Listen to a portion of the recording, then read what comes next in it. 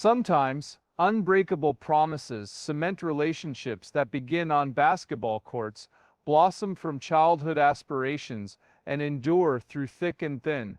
Unbelievably, Michael Jordan once witnessed an old acquaintance of his rummaging through garbage cans behind Joey's Pizza.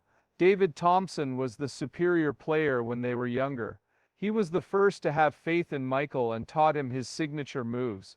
He had a secret that would shake Michael's world to its foundation, and his home was in shambles. Michael's journey begins with an act of kindness toward an old friend, but it soon becomes a test of his loyalty, forgiveness, and understanding of justice. David is fleeing not only financial hardship and bad luck, but also an awful truth that threatens to destroy not only their relationship but also Michael's most cherished family memories. Do you think seeking justice or showing mercy is more important? Sometimes this is the most difficult question to respond to. Is it possible to change the course of many lives by forgiving someone? Michael Jordan clenched his fists on the wheel as he sped down Cedar Street. The aromas of his former Wilmington, North Carolina, neighborhood brought him joy. Even after all this time and money, this place still felt familiar. He leisurely passed the corner store where he would purchase penny candies. In its stead stood a shiny new convenience store. Just ahead of him lay the basketball court where he had honed his skills for countless hours. They were transported to a bygone era by the rusty hoops. From his open car window he could hear the familiar sound of children playing and laughing in the area. As Michael cautiously navigated his luxurious vehicle down the winding street, he moaned. His original plan was to attend a business meeting, but for some reason he ended up here instead. Something else, or perhaps memories, could have been at play. As night fell, the sky took on shades of purple and orange. Michael noticed motion behind Joey's Pizza just as he was about to turn around. Someone shivering from the cold was rummaging through the garbage can in ripped clothing. Distancing himself was Michael's initial impulse. Though he had always aimed to lend a hand to the downtrodden, this person's gait reminded him of someone else. With each step he took, it appeared as though he was preparing to drive to the basket. Michael whispered, "No way," as he shifted his vehicle out of the way.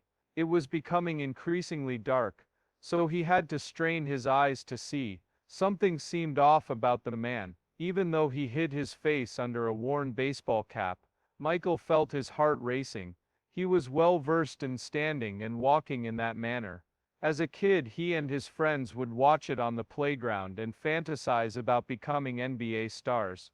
The name David slipped out of his mouth before he could intervene. "You are being addressed by Mr. David Thompson." The guy's cranium pivoted around. Despite the darkness, Michael could discern the expressions on his face. For an instant their gazes met, and Michael was transported back in time to the field, where he had reunited with his best friend, passing the ball. After that, David took off running. Exiting his vehicle, Michael exclaimed, "Wait!" He made no effort to shut the door. As he chased after his long-lost companion, his high-heeled shoes scraped against the pavement. "David, stop!" In spite of this, David bolted into the narrow alleyway that ran behind the eatery. Michael recalled him being agile, but he wasn't moving that way. David made a lot of noise by attempting to block Michael's path by knocking over trash cans. "Please, Michael," he yelled out. David stepped out of the vehicle and declared, "I simply desire to converse." He was laboring to breathe. His head slammed against a lamppost after he took a tumble once. Michael could sense that he was growing fatigued, but he persisted anyhow. While running, Michael reflected on his time with David, who showed him the ropes of the fake left and drive right, the chocolate milkshake they enjoyed at Wilson's Diner, and the fact that David erupted in the loudest cheer of anyone when Michael scored his first basket in a real game. "You were my best friend," Michael shouted, his voice resonating off the brick buildings. "Just stop." Despite David's cries for help, his legs failed him as he raced across the street. He collapsed to the floor, his frail frame trembling from exhaustion. With great care to avoid touching or crowding him, Michael hurried up to him and got down on his knees beside him. The drastic change in his friend was shocking to him when he saw it up close. David looked old and disheveled. His cheekbones were sharp and his skin was taut over them. Not only did he smell terrible, but his clothes were ripped to shreds. His gaze, though, excuse me, reminiscent of their carefree childhood selves, those were the identical eyes. Michael whispered, "Allow me to assist you," as if he were speaking to a terrified animal. "Please," using a wall as a seat, David managed to get himself seated. His hands trembled as he brought his knees to his chest. He spoke with a rough voice, barely audible above a whisper.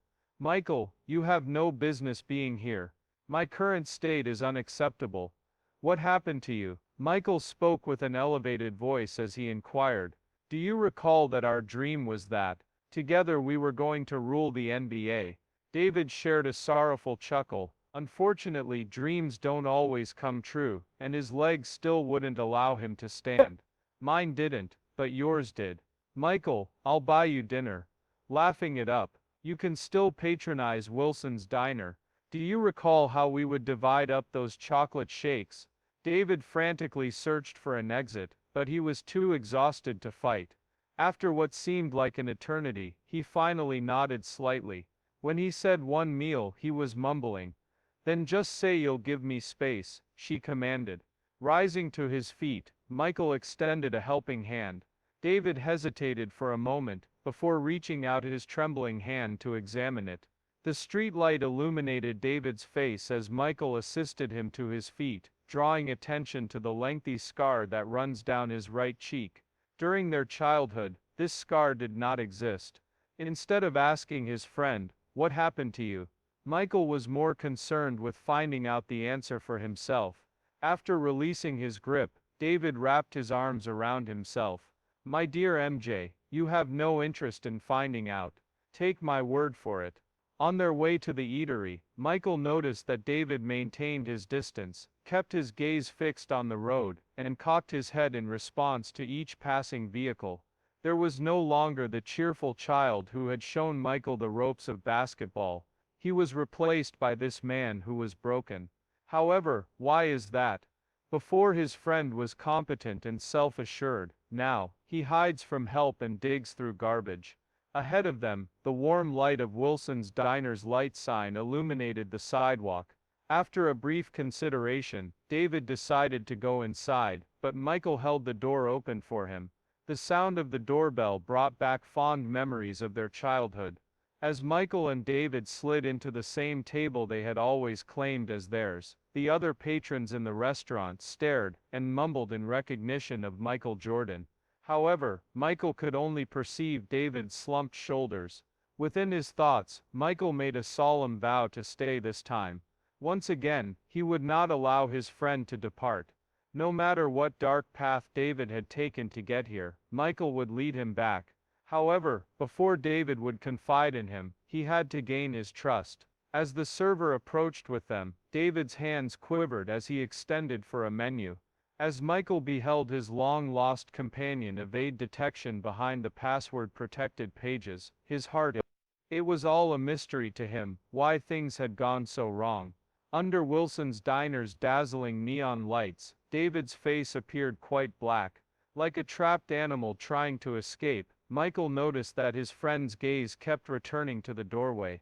The vinyl booth made a screeching sound as David awkwardly shifted around. Michael said, "Order whatever you want," in an attempt to sound casual, his voice low. "Their burgers are still the best in town." A small drop of the menu revealed David's red eyes as he spoke. "Oh Michael, I really shouldn't be here. Onlookers are taking note." Michael told David to let them stare, but he could tell David was upset. As a whole, the diners were captivated by the renowned basketball player, Michael Jordan. It seemed like every few seconds someone would sneak a phone photo, or whisper something to a friend. The unfortunate guy seated next to them went completely unnoticed. The waitress returned with their beverages, and positioned the chocolate shake in the center of the table. In a nod to their childhood, 2 striped straws protruded from the whipped cream. After a lengthy period of staring, David finally spoke up. "Do you remember the deal we made right here in this booth?" Michael inquired. Why would he ever forget? Back then, they were 12 years old, and celebrating their first youth league championship as a team. We were going to be the greatest basketball duo in NBA history, according to him. There was nothing to be heard when David laughed. Thompson and Jordan, together we are unstoppable. The paper we used to write it on is still in my possession. For all these years, I've held on to it. From his denim jacket pocket, he removed a weathered leather wallet. With great care, he extracted a piece of yellowed notebook paper from within. Michael felt a tightness in his throat as David straightened the paper on the table. Their scrawny handwriting was plain to see. With Betty by their sides, David Thompson and Michael Jordan put their signatures on it. I, Michael Jordan, and David Thompson, solemnly pledge to become a household name in the NBA as a team, stalwart companions for life.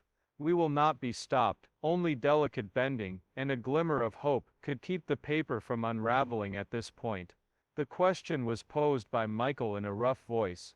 You kept this all this time. David tucked the paper away with a swift fold. Their meal arrived while David's soup was still simmering. Some promises you can't forget, even when you break them.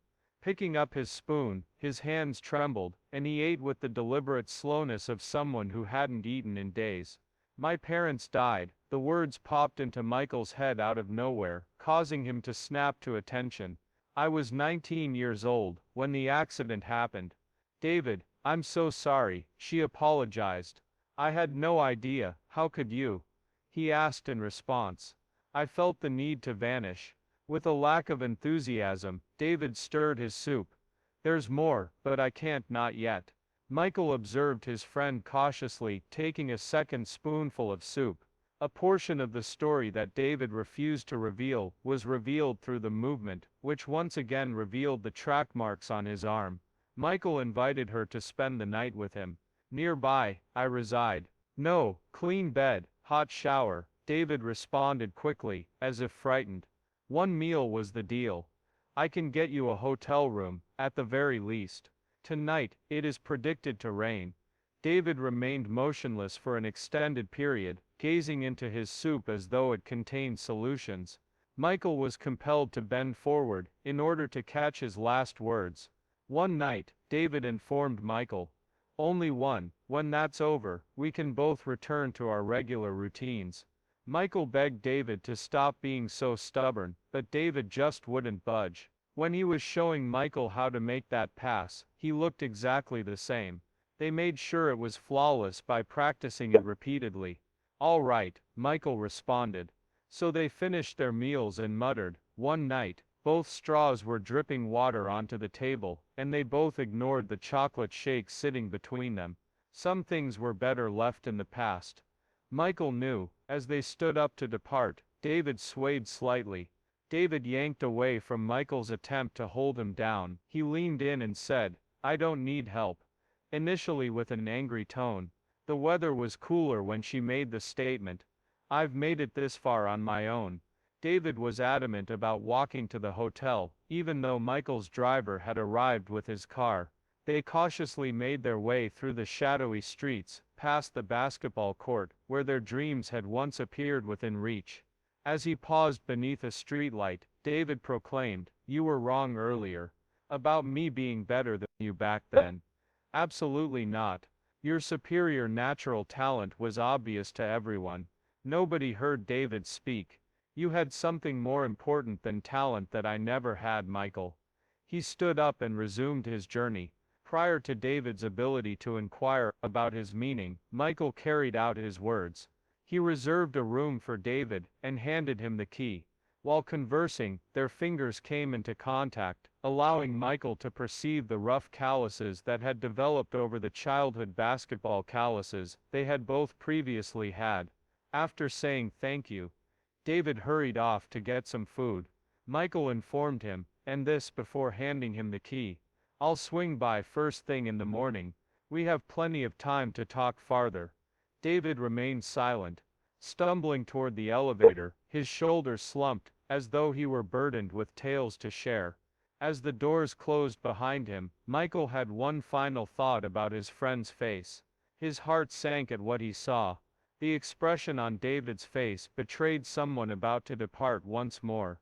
For nearly an hour, Michael paced the hotel hall, consumed by the unsettling notion that David might vanish the moment he departed. Even when they were behind closed doors, the receptionist continued to stare at him. Michael Jordan's midnight carpet walk was probably a mystery to her. It was too much for him to bear any longer.